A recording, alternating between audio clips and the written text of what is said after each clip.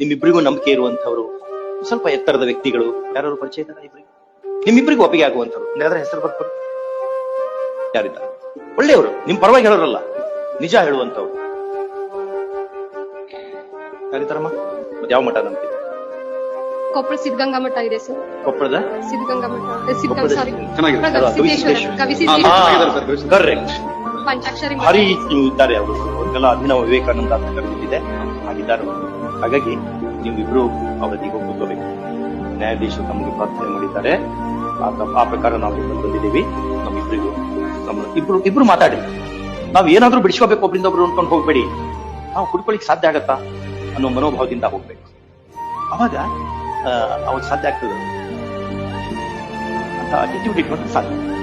ಹೋಗ್ಬೇಕಾದ್ರೆ ನಾವು ಆಲ್ರೆಡಿ ಮನಸ್ಸನ್ನು ಕೀಲಿ ಹಾಕಿಟ್ಕೊಂಡು ಕೆಲಸ ಆಗಲ್ಲ. ಸಿದ್ದೇಶ್ವರ ಸ್ವಾಮೀಜಿ ಹೋಗ್ಬೇಕು.